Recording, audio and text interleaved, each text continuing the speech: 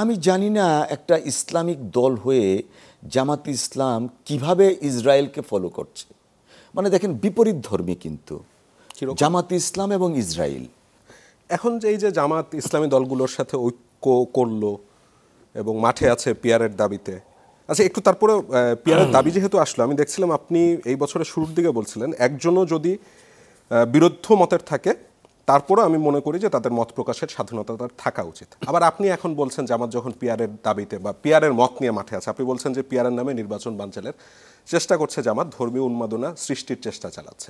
মানে দুটো কি বিপরীত ধর্মী হয়ে গেল না? জামাত তো মতই প্রকাশ করছে, পিয়ারের প্রকাশ করছে, বাট মত প্রকাশ করা এক জিনিস, আরেকটা হলো যে পিয়ার না হওয়া পর্যন্ত আমি হতে দিব না, দ্যাট ইজ ডিফারেন্ট জিনিস।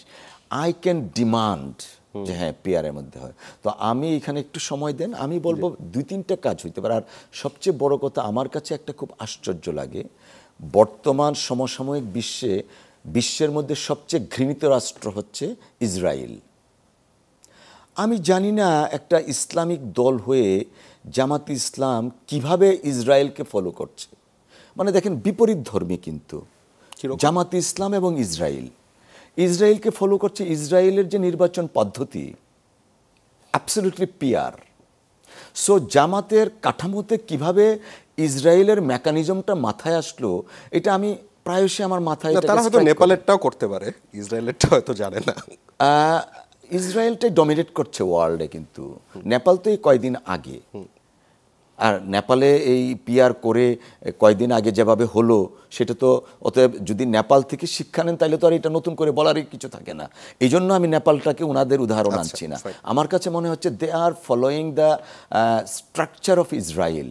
তো এখন আমাদের এই সাবকন্টিনেন্টে ইসরায়েলের শাসন ব্যবস্থা কায়েমটা জামাত কার স্বার্থে করছে, বুঝে করছে কি না না বুঝে করছে, I repeat again, they are following the Israeli structure.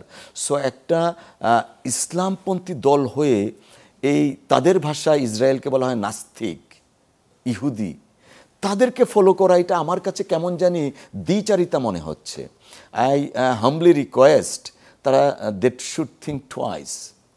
Rather ওনারা উদার গণতান্ত্রিক রাজনৈতিক দল দাবি করেন, why don't they follow Westminster type of parliament বা কানাডিয়ান বা অস্ট্রেলিয়ান, যেখানে সংসদ, দেখুন এই বিশ্বে সংসদীয় গণতন্ত্রের প্রবর্তন হয়েছিল গোল্ডেন রেভলিউশন অফ 1885, না 1688 সনে, I am sorry, I stand correct, 1688 সনে ইংল্যান্ডে সোনালী বিপ্লবের মাধ্যমে সংসদীয় গণতন্ত্র প্রবর্তন হয়েছিল। মোরলেস হয়ে হয়ে আজকে এই পর্যন্ত আসছে।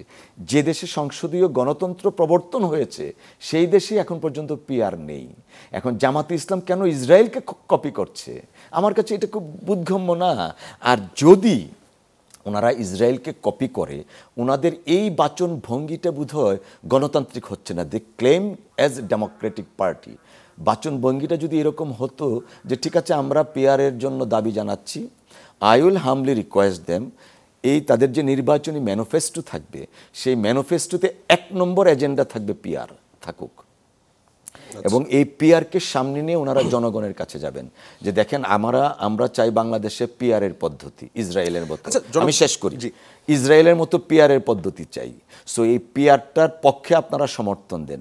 যদি জামাত সমর্থন পায়, আগামী সংসদ নির্বাচনটাতে ওনারা যদি ফার্স্ট হয়, চ্যাম্পিয়ন হয়ে যান, তার মানে কি দেশের মানুষ পিয়ার চাচ্ছে, ইসরায়েলকে দেশের মানুষ কপি করতে চাচ্ছে। সো তখন তারা গিয়ে বলতে পারে যে yes, public voted in favour of us, এখন পিয়ারটা আমরা চাই, আমরা তখন মেনে নিব। তারা বলো যে ইসরায়েলি শাসন ব্যবস্থার মতো এই মুসলিম সংখ্যাগরিষ্ঠ দেশে আমরা পিয়ারটা প্রবর্তন চাই এবং ম্যানিফেস্টোতে আনো।